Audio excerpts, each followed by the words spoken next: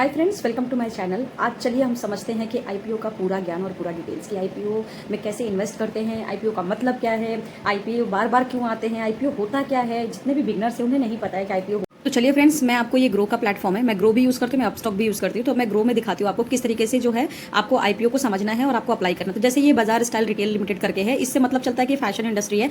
और ये जो नीचे आप देख रहे हो यहाँ पे प्रीमियम एनर्जी है, आपका सोलर एनर्जी है, ठीक है। इस तरीके से अभी नए आईपीओ, जब नए आईपीओ निकलते हैं तो आपको कैसे पता होना चाहिए। अभी मैं ग्रो का बताऊंगी, फिर थोड़ी देर बाद मैं आपको अपस्टॉक में भी बताऊंगी कि अपस्टॉक में कैसे डिटेल्स आप देखेंगे। जैसे ये ट्रैवल रेंटल करके है, अब इससे पता चलता है कि रेंटल है। आप इसको जब क्लिक करते हैं तो आपको यहाँ पर दिख जाता है कि ट्रैवल एंड रेंटल आईपीओ। अब यहाँ पर आपको जो है बिडिंग डेट दिख जाता है कि आप किस दिन इसको अप्लाई कर सकते हो। 29 अगस्त से बिडिंग डेट जो है ये निकल चुका है, आप इसको कभी भी अप्लाई कर सकते हो। दो से 3 दिन के लिए आईपीओ का जो डेट है निकलता है, ठीक है। मिनिमम इन्वेस्टमेंट इसमें जो दिया है इसने वो दिया है आपका 1,20,000 रुपये। और इसमें जो है आपका लॉट साइज इसमें 3,000, यानी इसका जो प्राइस है वो लॉट आपको 3,000 मिलेगा और 3,000 का जो अमाउंट है वो ये है। इस तरीके से आप देख सकते हो, जैसे ये ऑटोमेटिकली सेलेक्ट हो गया कि आपका 40 का एक पड़ेगा और 3,000 आपको लॉट मिलेंगे। टोटल जो आपका इन्वेस्टमेंट होगा वो आपका होगा 1,20,000 रुपये, ठीक है। इस तरीके से अब हम कंपनी को थोड़ा सा जान जाते हैं कि कंपनी क्या है। तो आप जब नीचे ग्रो के प्लेटफॉर्म में देखोगे तो यहाँ travel and rental travel service provider, इसके नीचे ये कंपनी का नाम हो गया। फाउंडर कब कंपनी लॉन्च हुआ था, कंपनी आपका यहाँ पर लॉन्च हुआ था 1996 में लॉन्च हुआ था, ठीक है। मैनेजिंग डायरेक्टर का भी आपको यहाँ पर नाम मिल जाएगा, जैसे देवेंद्र भारत पारेख है। उसके बाद आपका ये कंपनी प्रेजेंट में क्या है, किस नाम से है, तो आपका इस नाम से कंपनी है, ठीक है। उसके बाद हम इसकी स्ट्रेंथ और रिस्क भी देखेंगे।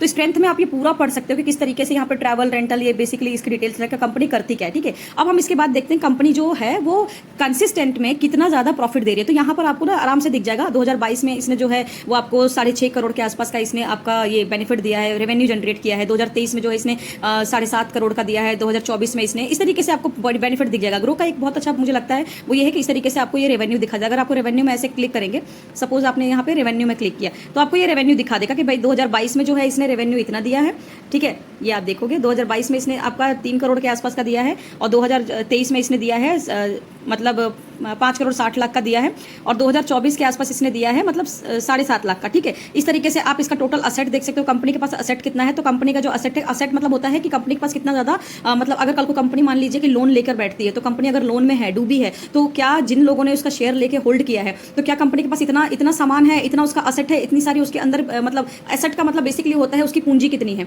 तो जैसे कि आपने देखा कि इस तरीके से आईपीओ में अप्लाई कर सकते हैं, आप मल्टीपल आईपीओ में अप्लाई कर सकते हैं। तो आईपीओ में अप्लाई करने के लिए 3-4 चीज़ों बातों को रखना बहुत जरूरी है। सबसे पहले कि आप कंपनी को देखो कि कंपनी किस चीज़ की है, कंपनी आने वाले कल में जो है उसका प्रॉफिट है कि नहीं है।